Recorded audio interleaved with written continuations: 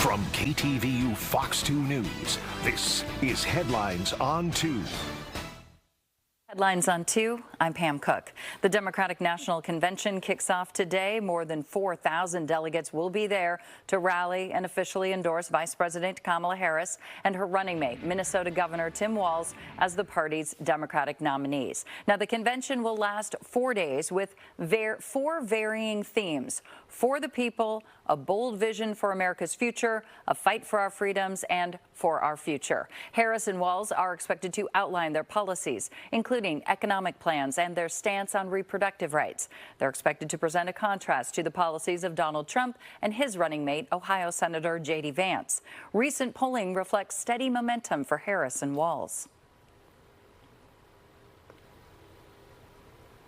I think someone with her perspective and life experience being in the Oval Office is going to uplift the entire country. I think that this is a moment for us as an organizer. I think about it this way. This is what I call organizer gold.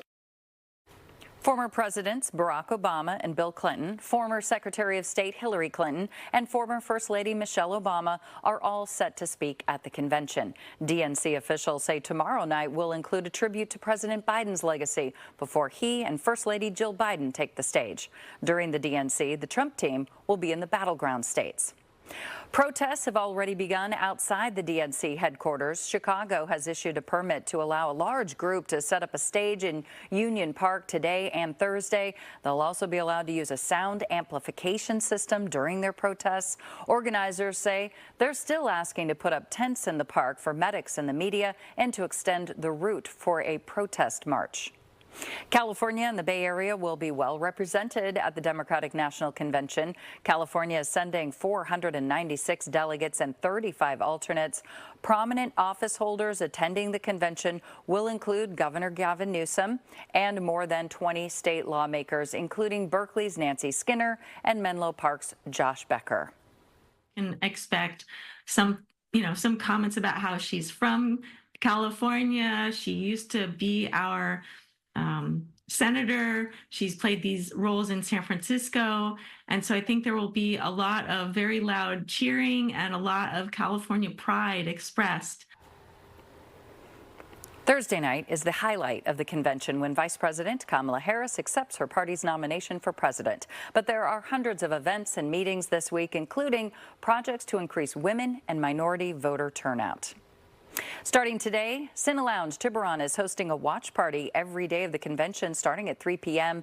In San Francisco, Mayonnaise is hosting its own nightly watch party starting at 6 p.m. today. Now, KTVU is your home for this week's DNC. Our political reporter Greg Lee will be there all week covering the events from every angle. We'll have live reports from the Democratic Convention Hall, and that all starts today right here on KTVU. It is finally back to school for the last Bay Area school districts. Many students have been back in school for nearly 2 weeks, but San Francisco Unified, Fremont Union in Sunnyvale and Cupertino, West Contra Costa Unified, and Vallejo Unified all returned to class today. Now in San Francisco, there are concerns about the future of the district. The district has close to 50,000 students, but enrollment is down. The district says it has lost more than 4,000 students in the last 7 years. Because of that, District Superintendent Matt Wayne says they've been considering school closings, mergers, and consolidating resources. We need to adjust our school portfolio to match that reality and make sure we're using our resources well to provide our students with the education they deserve. We have a wide variety of language programs. We'll have kids starting learning not just Spanish or Cantonese, but also Mandarin, Korean, Tagalog.